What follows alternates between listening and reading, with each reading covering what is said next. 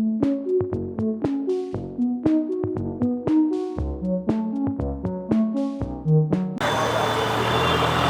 স্বরাষ্ট্রমন্ত্রী অমিত শাহ নজিরবিহীনভাবে ডক্টর বাবা সাহেব আম্বেদকরকে, যিনি আমাদের সংবিধানের জনক, তাকে অবমাননা করেছেন বলে দাবি করছে জাতীয় কংগ্রেস এবং বিক্ষোভ করছে।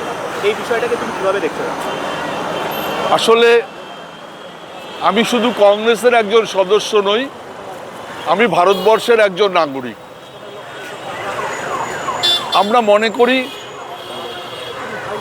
যে মন্ত্রী অমিত শাহ, স্বরাষ্ট্রমন্ত্রী ভারতবর্ষের, একটা গুরুত্বপূর্ণ দায়িত্বে আছেন সংসদের।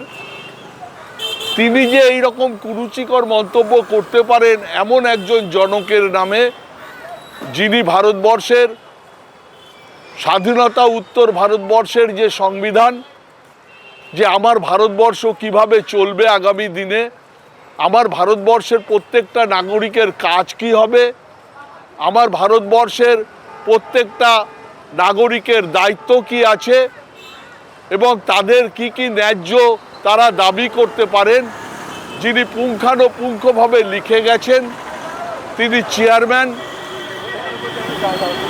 তাকে অপমান করছেন এই স্বরাষ্ট্রমন্ত্রী অমিত শাহ।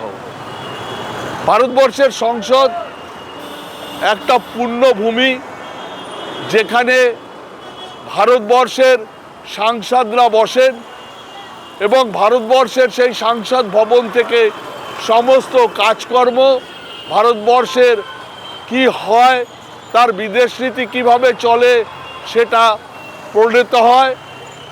আজকে আমরা দেখতে পাচ্ছি, খুব দুঃখ লাগছে ভারতবর্ষের নাগরিক হিসাবে, যে আমি জানি না অমিত শাহ কতদূর পড়াশুনো করেছেন, যেভাবে তিনি এই কুরুচিকর মন্তব্য একজন প্রণেতার বিরুদ্ধে করেছেন, তাতে সত্যি জাতীয় কংগ্রেস ব্যথিত হয়েছে।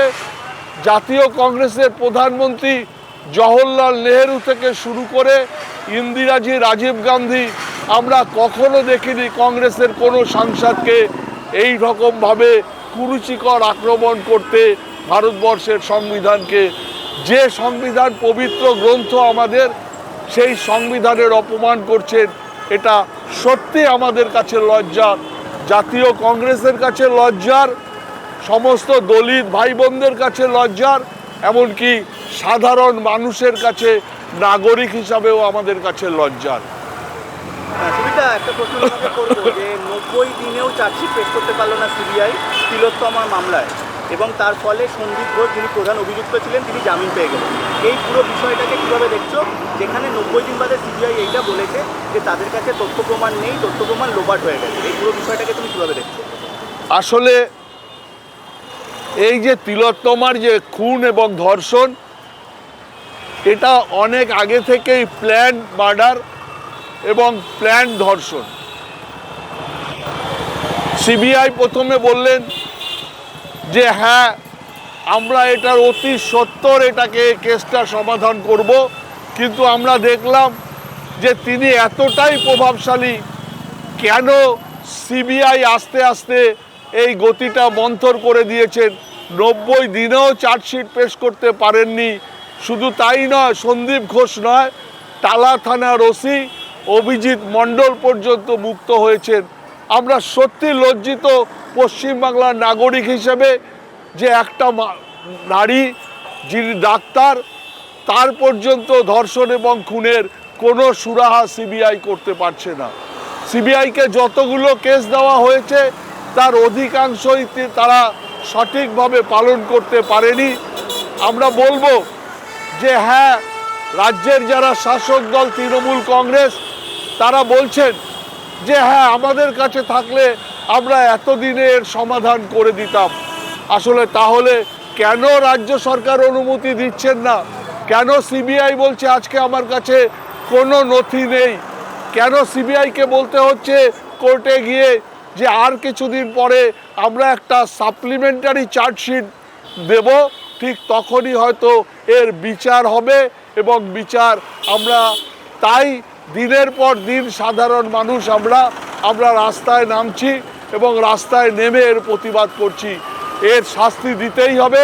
তার কারণ একজন ক্রিমিনালের কাজ নয় শুধু সঞ্জয় রায়কে অ্যারেস্ট করে তাকে শাস্তি দিয়েই এ সমস্যার সমাধান হবে না, এর গভীরে যেতে হবে এবং এই খুন ধর্ষণের সত্যটা উদ্ঘাটিত করতে হবে।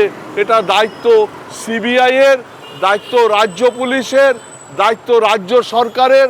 সাধারণ মানুষরা আমরা অপেক্ষায় বসে আছি কবে, যতদিন না হবে আর কবে হবে, যদি না হয় আমরা আন্দোলন করব, আমরা আবার এই তিলোত্তমা কেস নিয়ে আমরা মাঠে নামবো।